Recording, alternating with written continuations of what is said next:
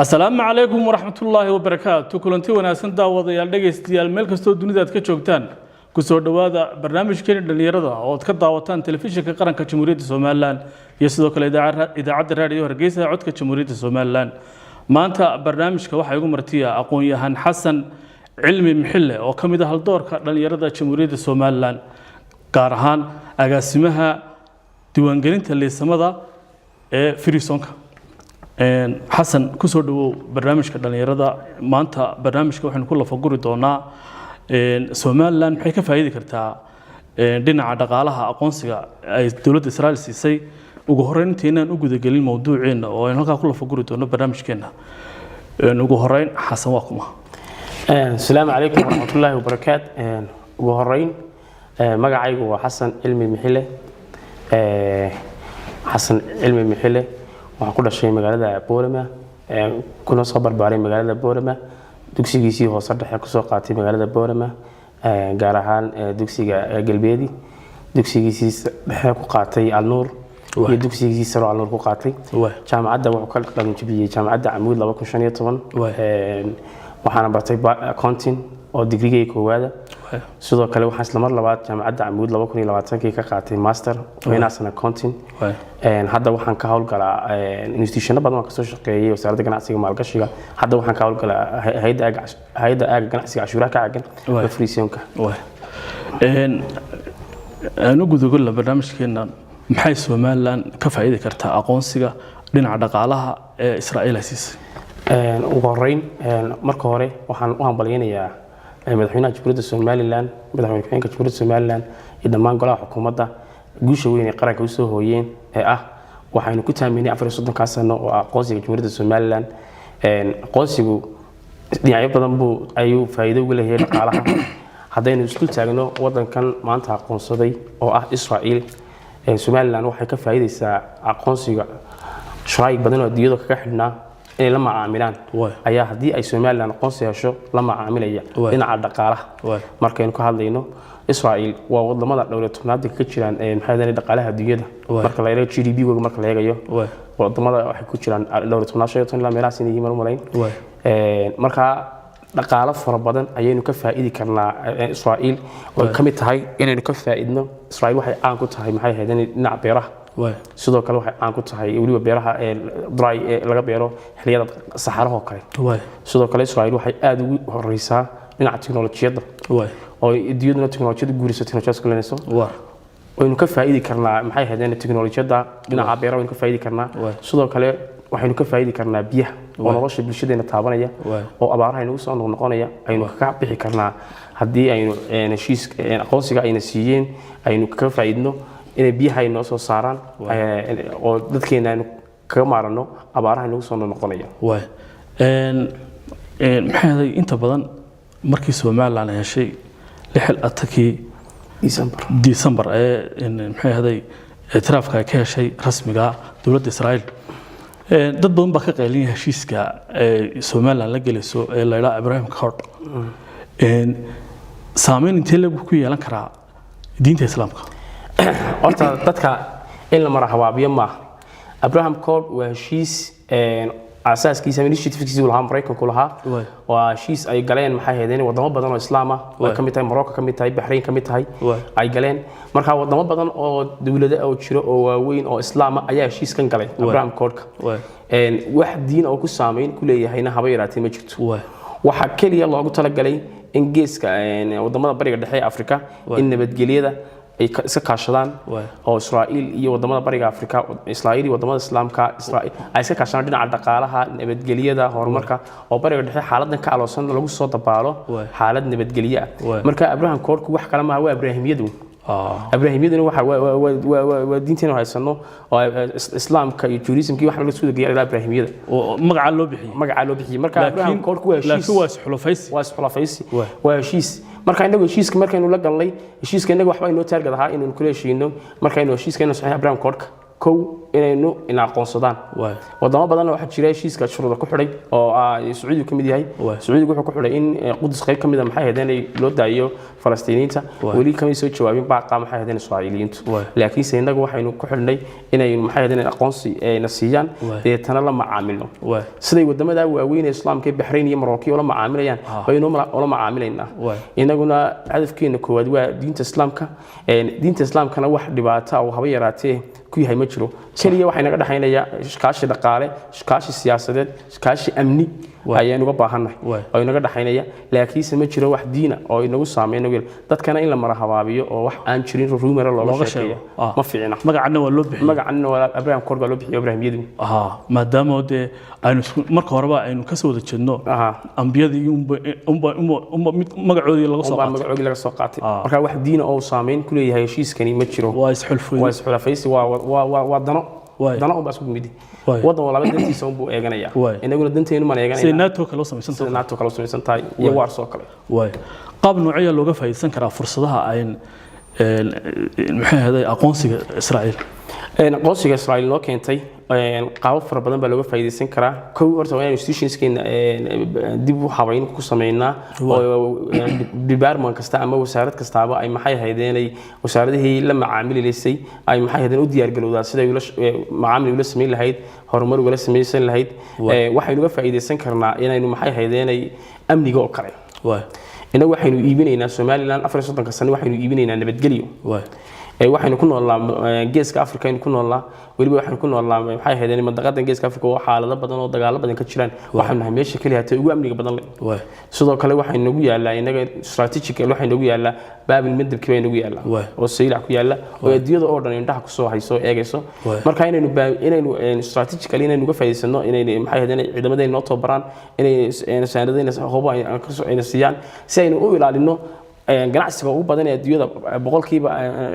uu maro maxay ahaydeen baabmidabka marayo inay inagu makiil ka noqono nabadgelyada oo xagaa ku sugno ayaynu uga faa'iideysan karnaa heshiiska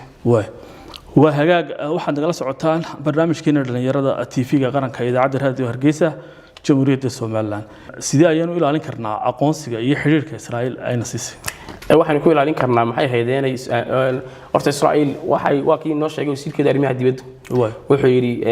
oo ku amaanay dawladda Jamhuuriyadda Soomaaliland madaxweynaha golaha xukuumadda in heshiiskan ama uu soo socday maxay ahaydeen in la aqoonsigani muddo 9 bilood iyo ka badan buu soo socday wuxuu ku amaanay in weel security madaxweynaha Jamhuuriyadda Soomaaliland oo diblomaasiyadna u baahan tahay liiman la raacay leedahay waxay diblomaasiyadu u baahan tahay in aamusnaan iyo lagu wada fikrad maalinkii jimcaha ee lagu dhawaaqayay unba la ogaaday laakiin si adduunyada oo dhan ma ogay waxay ku noqotay wax fujicisay ku noqotay taas waxaan ku amaanayaa madaxweynaha Jamhuuriyadda Soomaaliland wasiirka arrimaha dibadda inuu xogtii ilaaliyo wasiirka arrimaha dibadda iyo teamkiisa kala shaqeynaya Cabdiraxmaan Daahir Aadan Bakaal iyo teamkiisa kala shaqeynaya ku amaanaya sababtoo ah adduunyada meesha tagayso iyo waxaad u soconaysay waa inay ku noqdaan wax sakrada waxaan leeyahay maalmihii hore waxa lagu celcelin jiray heestii sugay ilaa sugaydana way sii ogaayeeno dadku baa fahmi lahaayeen tan baa la sugayay waxa la sugayaal badan oo soo socdaan ilaa hadda sidii tani bay noogu noqotay waxa mucjisada ee soo booday ayuun bay kuwa kale noogu noqonayaan wax mucjisada soo booday because of madaxweyne diblomaasiyadda wax ka aqaana waa silent killer marka maadaama madaxweynuhu silent killer yahay waxaynu sugnaaba waa inuu wadamo kale badan oo kale ka takhaluso ay ku soo biiraan in aqoonsadaan wadamo badan oo kale ay cadoodaan dadka markan meelaha marayo waxay igu dhahdaan bal ka war maadaama igu tuumayaan inaan wariyahay waxay dhahdaan waa yaa khadaro yaa liibaano libiyay ay dhahdaan ka erigaas isticmaalaan marka insha Allah way iska iman doonaan qaar kale oo iyaguna aqoonsiga in laga shaqeeyo insha Allah sidee maxay dunida ka iibin karnaa marka laga hadlayo amniga inagu waxaynu wadacas iyo istiraatijiga Soomaaliland inagu waxaynu ka iibin karnaa maxay ahaydeen Soomaaliland horta adduunyada oo dhan waxa dib la isku dheeriyada waa resource Soomaaliland waa multi resource waad aragtaayo in ka buuraheeni meel laba qof inta dhul faqan dahab ka soo saaray markaa waxaynu u yaal ceelashii shidaalka Shafron iyo Emerald waxa ku yaal baamidabkii ku yaala inagu waxaynu nahay ubax waynu nahay Soomaaliland ku yaala geeska Afrika ayaynu nahay oo cid waliba danaynayso inagu waxaynu ka iibinaynaa adduunyada nabadgelyo waxaynu ka iibinaynaa horumar waxaynu ka iibinaynaa in kaabayaasha dhaqaalaha oo dhan ay noo diyaar yihiin waxa sidoo kale iyaduna aynu ka iibinaynaa ummadda in maxay haydeen ay sheeg nabadgelyada oo waxaynu ku caalamaalnay fursad ka sanaa oo dadkana kula talinayo in booliiska nabadgelyada la shaqeeyo aqoonsiga cadaawad badan buu leeyahay wadamo badan oo jaarkeena ay moodayeen inay saaxiibna leeyihiin ayaaba ayaad arkaysaan say u socdaan marka waxaynu leenahay maxay hadeenay nabadgelyada inuu haysanay fursad ka sanno ee laynagu iqtiraacay ee kuwa in la mid oo inay haysan ayaynu adduunyada ka iibinay nabadgelyadii marka kuwa hal inoo adkay nabadgelyadii hal inoo adkayo sidoo kalena maalgashadayaal fara badan baa inoo imanaya aqoonsigii waa bangiyo caalami ah inoo imanaya oo nolosha soo macaamili doona waa inaynu u helnaa fursadaheennii aynu kaga iibinaynay oo aynu dekadaheena horumarinaa oo aynu systemskeena horumarinaa sidaas aynu ka iibsan karnaa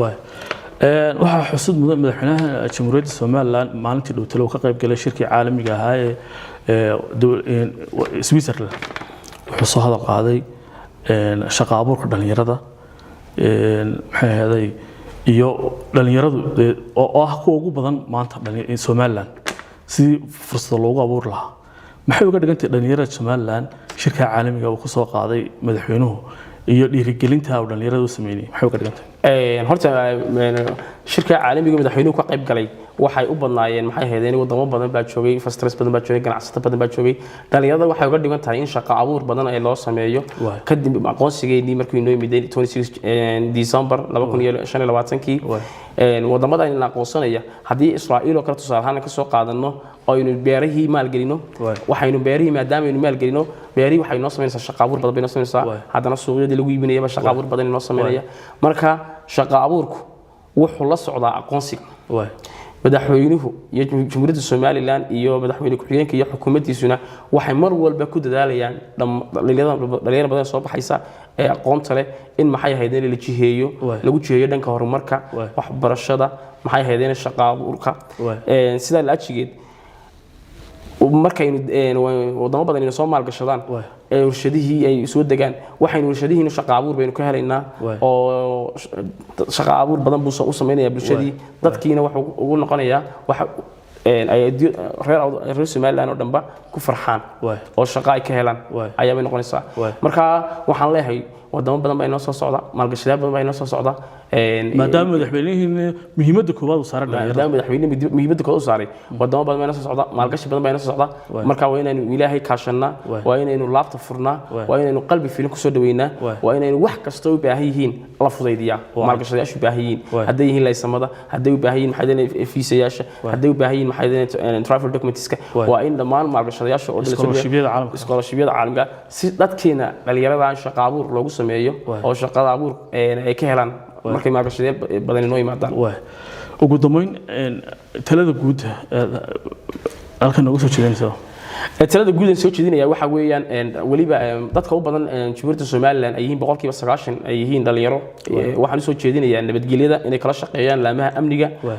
oo ah waxaynu ku soo caanamaalnay 4 sano in horumarka ku soo gaadhnay aynu maanta ku naaloonayno waxaan leeyahay nabadgelyada laga shaqeeyo yaan lagu haleeynin askariga booliiska iyo militariga ciidan walba ciidamada yaan lagu haleyn waxaan leeyahay qof kasta oo aragtaan sidii awal baad uga shaqeyn jirteen inaad indhihiinii la bilaabtaan oo sii foojignaataan waa aqoonsigii cadaawad badan buu keenay waa la lagu tijaabinayaa haddii wadankii marka wadankii weyn aqoonsaday wadankii qaraxyo iyo buuqiga dhibaato dhacaan waxay noqonaysaa in wadamo badan maxay yiraahdaan waa dispute area marka waxaan leeyahay shacabka jamhuuriyadda Soomaaliland idinkoo isku duuban waa inaad nabadgelyada kala shaqeysaan laamaha amniga wax kastood u aragtaan inuu lid ku yahay nabadgelyadana aad la socodsiisaan dhammaan maxay ahaydeen laamaha amniga ee jamhuuriyadda Soomaaliland waa iyaga dhalinyarada maxaad kala talin lahayd maanta oo halkan fursad uga faa'iideysanayaan dhalinyarada waxaan kala talinayaa maxay ahaydeen in ay iyagu laftoodu inay maxay ahaydeen isku tashadaan oo ay shaqo abuur sameystaan oo cid waxba lagama sugayo inay maxay ahaydeen wax yar isku geeyaan deetana ay bilaabaan maxay ahaydeen initiative cusub ay bilaabaan oo small business yar samaystaan deetana kaas un baa Britoola koraya kaas un baa koraya waxaan leeyahay idinku laftigiina isku tashada horumarka Soomaaliland dhankiina ka qayb qaata oo maxay ahaydeen midda kalena dhalinyarada inta badan waa social media adduunyada waxa ku soo urtay waa social media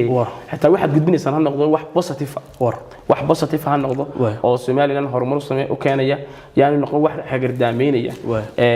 foojignaana hal yeesho وهجاج برنامجكين dhalinyarada oo nagala socoteen telefishinka qaranka Jamhuuriyadda Soomaaliland iyo sidoo kale idaacadda raadiyo Hargeysa oo noogu martiyaha aqoon-yahan Xasan Cilmi Mixile oo kamid ah haldoorka dhalinyarada Jamhuuriyadda Soomaaliland intaas ku soo gabagabeynaa waa aniga oo Khadar Maxamuud Axmed Khadar Xeefo waa kamarada waxa naga caawiyay Ismaaciil Maxamed Cakule iyo Diiriye Cali Caanadhame intaan ku kulmi doono barnaamijkan oo kala waxaan idinka tagi doonaa kulanta dambe amaano Allah